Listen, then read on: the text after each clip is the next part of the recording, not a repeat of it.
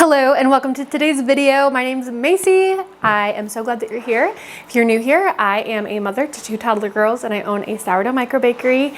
And today we're going to be talking about the top 10 things that you should purchase if you're looking to start a micro bakery. I remember when I first started my micro bakery, there was very little content on the internet about this type of thing, and so there was just a lot of guesswork. I definitely bought some things that ended up not actually being helpful for me in the long run, and so I hope that if you are in my shoes that I was in, you know, a year and a half ago, that this will be a little bit of a guide for you so that you don't waste your money and you actually know what you need to get started. You definitely don't need a ton of stuff to start selling your baked goods, but there are definitely some things that are going to make it a little bit more efficient, a little bit more streamlined. And I've also gone through lots of different brands of products and have kind of narrowed down what I think is the best and what has worked best for me. So without further ado, let's get into today's video. Okay, the very first thing that you'll probably need to buy if you're wanting to start a sourdough micro bakery is bannetins. Now, I remember this feeling very confusing and intimidating to me when I started my micro bakery because there's not a lot of great options online. And I was just kind of surprised at how expensive they were. And there are definitely lots of different options and routes that you can go when choosing what type of bannetin basket you want to use for your bakery. But I'm here to tell you, these classic bannetins are truly the best and my favorite. I'm going to tell you why, and I'm going to also tell you where to get them for the cheapest price. So all of my classic sourdough loaves are in this shape. This is a Bittard, which is an oval. The reason that I only do Bittards is because they fit a little bit nicer in my refrigerator. I'm able to fit more loaves than I would be able to if I was making like round boules, just because of the shape of the bannetins. So that's why I like this shape, number one. There are some like hacks that you can use that I've seen people use, like bulk bread baskets, and then they put like a cheesecloth on the inside and use those instead. Although it is cheaper, the reason that I prefer these is because, first of all, the walls are higher and straighter, and so I feel like it holds my bread's shape a little bit better and gives me more of like a tall loaf. The other thing is that you can stack these because they're hard. So when I put them in my refrigerator, I'm really easily able to stack them on top of one another without having to like finagle them too much. So I really recommend just a good classic rattan wooden bannetin. Now, as far as where to get them, I have 2 different packs linked in my Amazon storefront down below. I found a pack of 10 and a pack of 8. And depending on what sales are running on Amazon, sometimes one is cheaper than the other per bannetin, but you can get them for less than $10 each if you buy them in those big packs, which is a really good price. You're gonna see bannetins going for like $15 each on Amazon sometimes. I did look into purchasing them in bulk from like a manufacturer, but you have to buy like hundreds of them, which is way more than I need. I'm making like 100 loaves a week, and so I don't need 300 bannetins. So that just never really worked out for me. I've heard of some people like going in with other micro bakers and placing a big bulk order and then everybody kind of distributing it as needed, but that just sounds like a lot of work. And these work perfectly fine. And as far as the cost, if you're gonna be making a lot of bread for the foreseeable future, they will quickly pay for themselves. So sometimes you just gotta spend money to make money, you know? I want to take a brief pause from today's video to talk about today's lovely sponsor, which is Viome. Viome is a brand that I was genuinely so excited to partner with because I learned about them actually like 6 months ago and I was very intrigued by them. So I'm so thrilled to be sharing more about the process of working with Viome today. So Viome is an at-home health test that gives you a really clear picture of how your body is functioning and what's going on internally. It's going to show you things like your gut health, your oral health, even things like anxiety triggers and foods that you should avoid or foods that you should really focus in on eating. Your gut health plays a huge role in your overall health and probably in many ways that you don't even realize. It can affect things like your skin and acne. It can affect how your body processes foods. It can affect bloating, so many different things. For me personally, the reason I was looking into Viome a few months ago was because I was dealing with some acne. And like the last 6 months, I started developing some adult acne. I'm 27 and I've never really struggled with acne that badly before, but I was looking for some answers and I really had a feeling that it had to do with my gut health. You all know that I really value natural health and supporting my body by finding the root cause of issues. And so Viome is a really great way to do that because it's going to take out a lot of the guesswork that comes into more holistic healing. I didn't want to be one of those people that was just like throwing on topical creams on my skin to mask a deeper issue. So that's where Viome comes in to help you actually get to like the root cause of the problem. Another cool thing about Viome is that when you get your test results, you are going to get food recommendations like along with your biological age, which was a little bit intimidating to me. Like I said, I'm 27. My test told me that I was 31, which I was a little bit disappointed by, but not too bad. I feel like that's pretty acceptable in my eyes. You also get a list of like personalized supplement recommendations, and they even like tailor supplements specifically to your test results, which is really neat. For example, you can get like a probiotic that has specific strains that are going to be specific to your test results and what your gut is actually needing. So from my test results, I learned a few interesting things. I was in like the good or average category for almost everything except for oral microbiome. So I knew this before taking the test, but your mouth, similar to your gut, has its own microbiome, and mine seems to be very off balance. One really cool thing that Viome offers is tailored oral care, so like toothpaste and things like that, to support your specific mouth's microbiome. If you like to heal your body holistically, if you like to get to the root cause, it can be expensive because there's a lot of guesswork. I know that I've definitely been in situations where I'm like buying supplements and trying all these different things, and they might not end up working out, and it feels like a waste of money. So I love that Viome gives me a really clear roadmap of what my body is actually needing at a scientific level. One of the things that I'm really looking forward to implementing is reassessing my relationship with dairy. So for me personally, almost all dairy was flagged as something that I should consider cutting out of my diet. I will cut dairy out of my diet altogether just to see how it affects my acne and if it helps me at all. As a special offer to you guys, Viome is offering $110 off of your test if you purchase through my link, which is down in the description box below. And I want to give a huge thank you to Viome for sponsoring today's video. And let's get back to today's scheduled content. Next thing that you will need to start a microbakery is a baking thermometer. This is the one I have. I've used this one from the very beginning, and you might be saying, Macy, why do you need a baking thermometer for baking bread? And the reason is because if you're not temping your dough, you need to start temping your dough. I'm teasing you. I'm sure that you'll survive if you don't temp your dough. However, if you're gonna start baking in bulk, learning how dough temperature affects your dough is going to be the key to consistent success. If you're not understanding the temperature of your dough, you're going to get inconsistent results, and it's gonna be a lot harder for you to grow, especially if you live in a place that has multiple seasons and there's really warm weather and really cold weather sometimes. You wanna learn how to use dough temperature.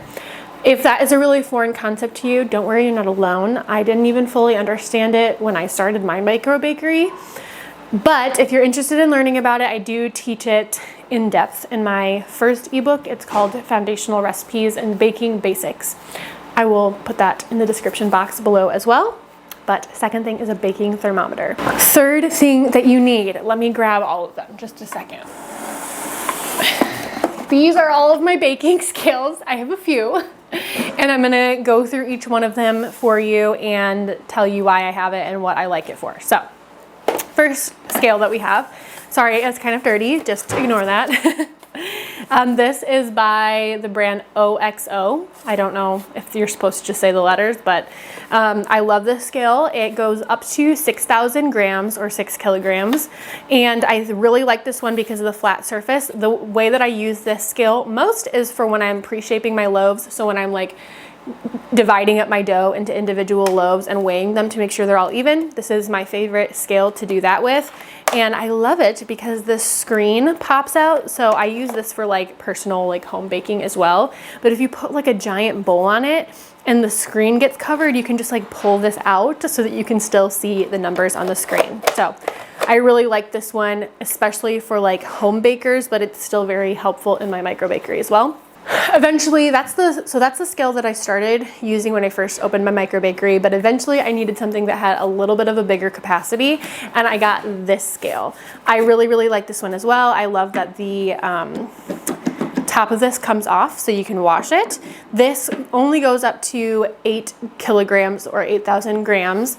So at the time, I wish that I had thought a little bit further ahead and maybe I wouldn't have purchased this one, but I still do use it in my bakery from time to time, especially since I'm just making a lot of different things. It's nice to have lots of extra scales laying around. But again, this one goes up to 8,000 kilograms or 8 kilograms, 8,000 grams. And I really like this one. It's very easy to use, very user-friendly, and I have no complaints on it.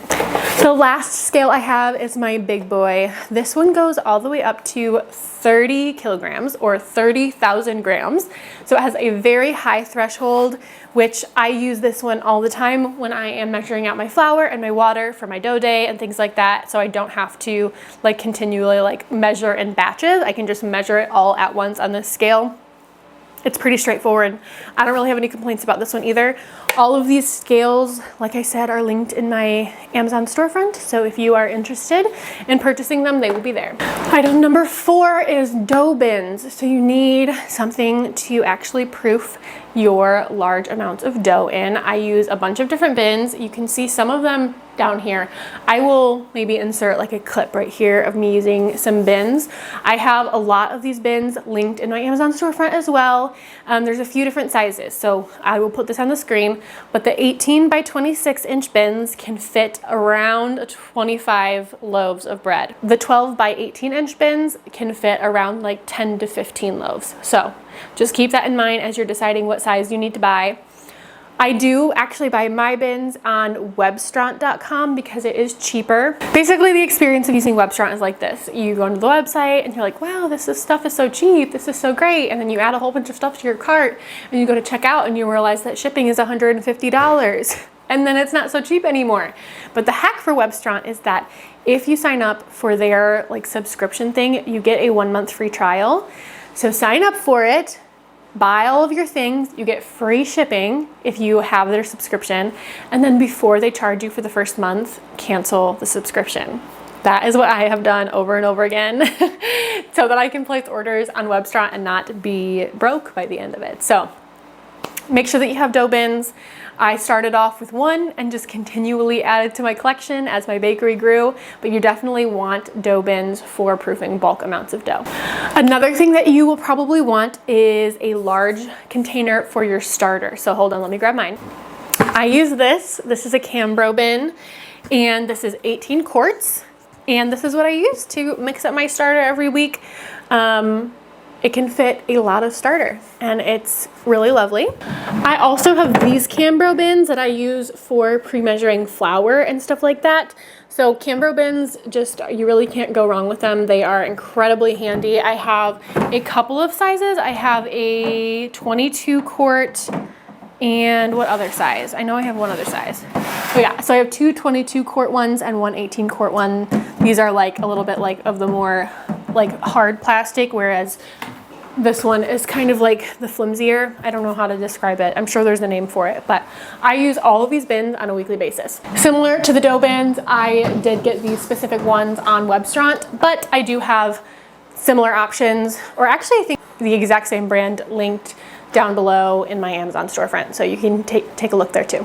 Okay, now this next one, it's a little bit more elusive because it's going to look different for everybody, but you need to have a baking setup. So whether that means Dutch ovens or an open baking system or something like that, that's something that you're going to need to think through. I have only ever baked in Dutch ovens or in my bread oven, which is right here. And I was never able to do open baking because if you didn't know, open baking is only doable in an electric oven, and I've always had gas ovens. So look into that. I am not a pro as far as the open baking thing goes. I don't really have a ton of recommendations because I've never done it before in a home oven.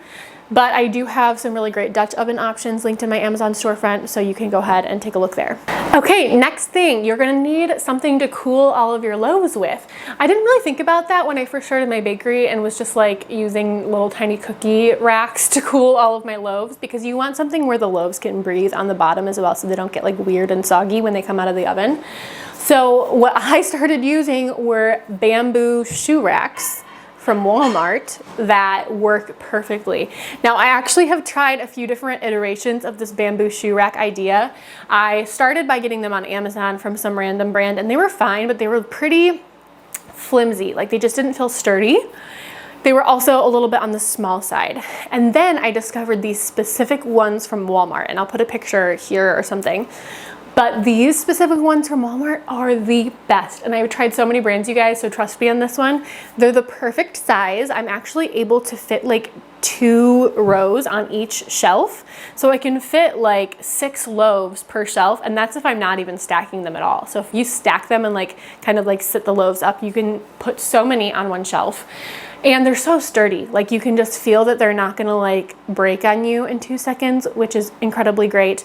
They are stackable. If you buy multiple boxes of these shoe racks, you can stack them up as high as you want, and I really do recommend them a lot. So I will make sure to leave that Walmart link down below. Sorry if you guys are in a slightly different position. I had to change the battery on my camera. So jumping back into it. Number 8 is going to be packaging. So you need something to actually sell your products in and give to your customers.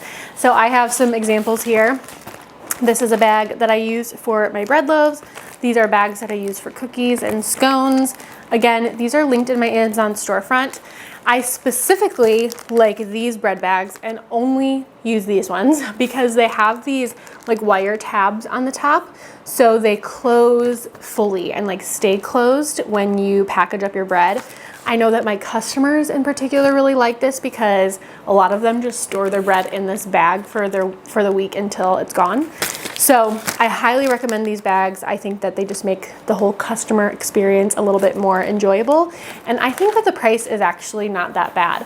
I think you can get like 100 bags for around $30. So I think in the grand scheme of things, that cost is definitely worth it. There are certainly places where you can get it for cheaper if you want to buy it even more in bulk, but I have not been able to find these bags with the closure tabs anywhere other than Amazon, at least for a reasonable price. So definitely look into those if you are interested. I've also used in the past some things like aluminum tins. I use those for selling cookie dough sometimes. I've also used some cardboard boxes to sell like specialty things and donuts and things of that nature. All of those different options are going to be in my Amazon storefront. Here's a whole list that just says like micro bakery packaging or something along those lines. Number 9 is a thermal printer. My printer is upstairs right now and I don't really feel like getting it, so I will put a picture here or maybe a video or something of me using it. I use this thermal printer for all of the labels for my baked goods. You can also use this for like shipping labels and stuff. That's really what it's most commonly used for. But the nice thing about a thermal printer is that it does not use ink. So it's going to be a much wiser financial choice in the long run.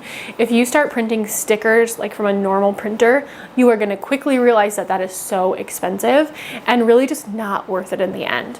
Now, the thing about a thermal printer is that it does not print quite as crisply as a normal printer does. It also can only print in black and white, so you lose the color element of the packaging as well. But to be honest, at the end of the day, I still really feel like it's worth it. I think that my packaging is cute. I like how the labels look. They're not absolutely 100% crisp and perfect, but they look really nice. Another nice thing about thermal printing is that it is waterproof. So if you are like at a market or something and it happens to rain or something like that, and your packaging gets a little bit like some water droplets on it, you don't have to worry about the ink spreading or looking weird or anything like that. So that is definitely a perk of the thermal printer as well. I have a Munbin printer, which is a really common, popular brand of thermal printers. And again, it will be in my Amazon storefront below. Last thing that I'm going to mention is that you need scoring blades. Make sure that you have some good sharp blades. My favorite ones are the brand called Astra. I think it's spelled Astra, and you can buy them in like big packs on Amazon. They last forever. I do use a new blade, or probably like 2 blades every single week during my bake week, because you really want to make sure that you have a nice sharp blade, and these are definitely my favorite. I have a scoring lamb as well. Mine is from Wire Monkey and I like it a lot, but you can buy them from Amazon or wherever else you choose to purchase things like that. But that concludes my list of my top 10 things that I think you will need when starting your micro bakery. I hope that this list was helpful. I hope that it gave you some guidance and took a little bit of the guesswork out of getting your micro bakery up and running. If you enjoyed today's video, please hit the subscribe button down below, give it a thumbs up, leave a comment if you'd be so kind, and actually, if you've made it to the end of this video, leave me the croissant emoji so that I know who watched all the way to the end. I am so thankful that you guys are here. Thank you for watching today's video, and I will see you guys in the next one.